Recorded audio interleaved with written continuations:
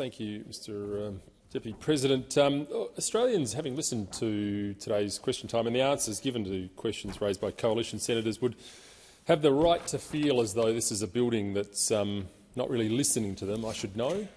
I work in here.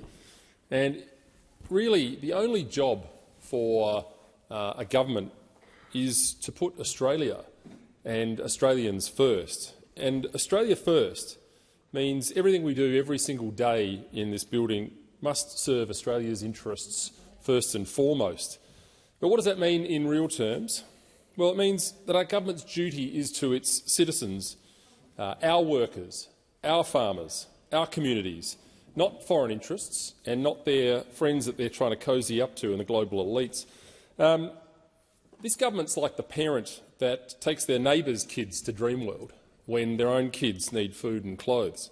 There's nothing these people love more than rubbing shoulders with the European elites and listening to their think tank speeches.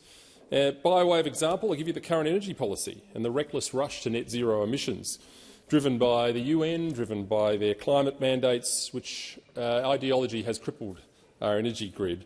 And while the swamp here in Canberra seems very concerned about climate change and climate targets and our UN obligations and so on, most Aussies just want to see their power bills reduced.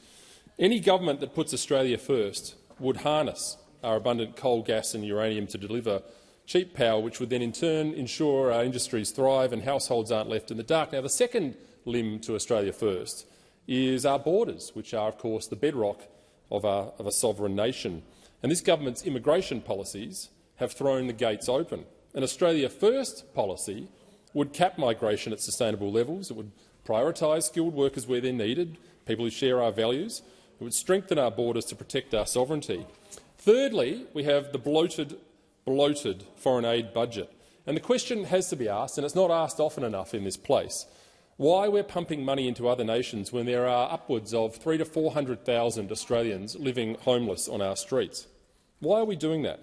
In 25-26, Australians will deliver just over $5 billion in the official Development Assistance Fund, which three-quarters of which is going to be spent in the Indo-Pacific, and much of it on global climate initiatives, while Australians' regional hospitals and schools actually struggle for funding. So an Australia First government would reflect and redirect those funds to build our infrastructure, support our farmers and ensure that our defence focuses on simply protecting our shores.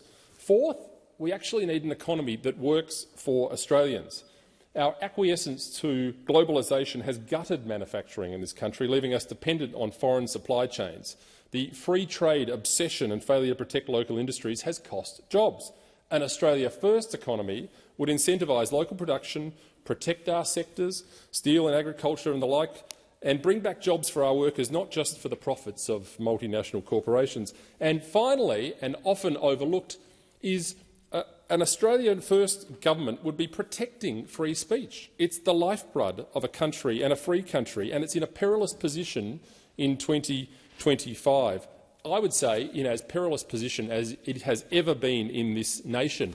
And the reality of this is that without a proper set of protections for free speech in this country, and I'm not just talking about digital rights, I'm talking about across the board with the incursions throughout all aspects, you name it, it's being clamped down on. Without it, there is no ability for Australians in this country to challenge what's going on in this building, to challenge the global elites and their friends in the mainstream media who continue to push these censorious policies.